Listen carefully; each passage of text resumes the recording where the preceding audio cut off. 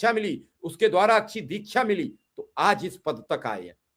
उन्हें लगा कि हम इस गुरु का एहसान चुका दें, और उन्होंने सबसे पहले जो लाइन लिखी कि इससे पहले कई आदेशों में यह हुआ कि जब सुप्रीम कोर्ट ने आदेश कर दिए तो सरकारों ने कर्मचारियों को पहली तारीख में ही, उससे 2 दिन पहले निकाल दिया। तो उन्होंने कहा कि इन्हें पहले निकाला न जाए।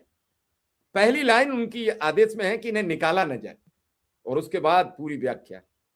इस फैसले से सर नजीर कायम होगी। आप तो खुद एक अधिवक्ता हैं, आप जानते हैं कि कई फैसले की नजीर दी जाती है, तो ये फैसला नजीर देने वाला मिला है सर। निश्चित रूप से शिव कुमार जी बिल्कुल ठीक कह रहे हैं आप।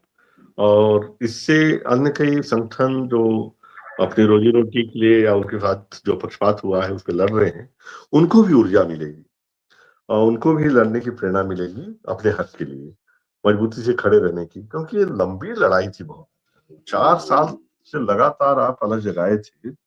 मतलब जो जहांगीरी घंटा को लगातार आप बजाते रहे हैं, इसलिए मैं आपकी तारीफ भी करता हूँ। आपको ख्याल होगा हम लोगों ने प्रधानमंत्री जी को भी लिखा, प्रधानमंत्री जी ने संज्ञान भी लिया, उन्होंने उत्तर प्रदेश सरकार को भी पत्र लिखा, और उत्तर प्रदेश सरकार ने उस समय टाल मटोल करके अनदेखी कर दी। हम लोगों ने हर संभव दरवाजा खटखटाया है इसके लिए। तो निश्चित रूप से मेरा मानना है कि आजकल सच्चाई के लिए लड़ना बड़ा कठिन हो गया है आज के युग में। क्योंकि एक कहावत है, जब नकली सिक्के बाजार में बहुत सारे हो जाते हैं तो असली सिक्कों को वो बाजार से बाहर कर देते हैं। तो आज कुछ युग इस तरह का आ गया है, और असली सिक्के, जैसे मीडिया की बात करें तो आप जैसे लोग खनक रहे हैं, और नकली सिक्के तो आप देख ही रहे हैं कि मीडिया इस समय जिस तरह से चुनाव में एक बहुत बड़ा फंड मीडिया को मिलता है, आप जानते हैं। और मीडिया आजकल लोकतंत्र को मैनेज कर रहा है, लोकतंत्र को मैनेज कर रहा है। और लोग चौथा स्तंभ की बात करते थे, मेरा तो मानना है कि सबसे मजबूत स्तंभ आज के समय मीडिया है। और मीडिया सत्ता का भागीदार बनके, सत्ता का चौकीदार बनके, और सत्ता का भोंपू बन के काम कर रहा है। और ऐसे समय, ऐसा नहीं कि सारे लोग कर रहे हैं, मीडिया का ही एक वर्ग है तमाम आरोपों के बावजूद जो जहां न्याय मिल पा रहा है। आज भी जो गरीब गुरबे हैं, गांव में जाके देखिए, जो पहले नेताजी के यहाँ जाते हैं वहां इतनी भीड़ रहती है, देखते हैं घुस ही नहीं पाते, वापस आते हैं कलेक्टर साहब के यहाँ लगाते हैं अर्जी, वहां भी देखते हैं 2-4 महीना जाते हैं, पैरवी करते हैं, कुछ खास नहीं होता। नेता नहीं सुनते, अधिकारी नहीं सुनते, कोर्ट कचहरी में जाते हैं तो वकील पैसा मांगता है, वहां से भी निराश लौटते हैं तो मीडिया के पास आते हैं। अंतिम दरवाजा मीडिया का होता है। और आज भी मीडिया के जरिए करोड़ों लोगों को न्याय मिल रहा है। आज हमारे यहाँ बस्तर में एकदम अंदर के क्षेत्र के गांव में भी जब कोई व्यक्ति ऐसा रहता है जिसके साथ अन्याय हुआ है, वो सब दरवाजे खटखटा लेता है नेताजी के यहाँ। नेताजी के पास टाइम नहीं है, कलेक्टर साहब के पास 1000 काम है, वकील को पैसा चाहिए। तो उस समय वो यही बोलता है, सामने वाले को जो कोटेशन बोलता है, मैं पेपर आउट करवा दूंगा, बस्तर में बोलते हैं, मैं पेपर आउट करवा दूंगा। और वो पेपर आउट करवा मतलब अपनी खबर को स्थानीय जो छोटा पत्रकार कोई है उसके बाद जाके बताएगा टूटी फूटी भाषा में, पत्रकार उसको लिखेगा, और यकीन मानिए जब वो पेपर छप जाती है तो फिर नेताजी को भी टाइम मिल जाता है, अधिकारी भी चेत जाते हैं जब पेपर में छपती है बात। और ज्यादातर मामले में मैंने देखा गरीबों को न्याय मिला है।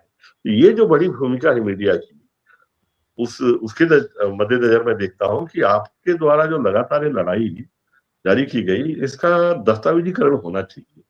ये निश्चित रूप से एक वर्ल्ड रिकॉर्ड है, रिकॉर्ड का कोई मतलब नहीं है। सवाल है इससे बहुत सारे लोगों को प्रेरणा मिलेगी, बहुत सारे जो अकेले लड़ रहे हैं गांधी जी के रास्ते के गांधीवादी तरीके से, एकला चलो रे रविन्द्रनाथ टैगोर की पंक्ति के अनुसार अकेले लड़ रहे हैं, ऐसे लोगों को प्रेरणा मिलेगी। कि मुझे भी नहीं लगता था कि कभी, जिस तरह से मैं देखता था कि ये लगातार पैरवी कर रहे हैं, तारीख पे तारीख बढ़ते जा रही है, मुझे लगता था क्या कभी न्याय मिल पाएगा। हालांकि हम हमेशा उत्साह बनाए रखते थे, क्योंकि हम लोग अग्रिम पंक्ति में थे। तो अगर हम लोग ही निराशा की बातें करते तो जो लीडरान थे इसके उनका उनका मनोबल टूटता। तो हम लोग हमेशा आशा बनाए रखते थे, लेकिन अंदर से लगता था सच में क्या सचमुच न्याय नहीं है?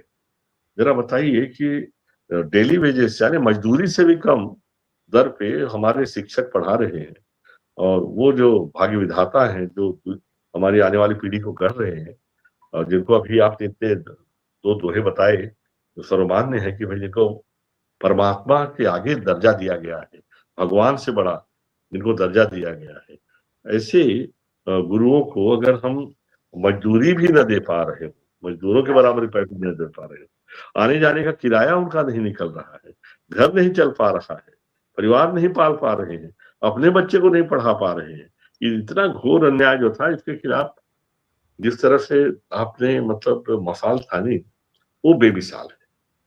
आपका मसाल थामना सच में बेमिसाल रहा, और इसका दस्तावेजीकरण किया जाना चाहिए। और मैं चाहूंगा कि मुझे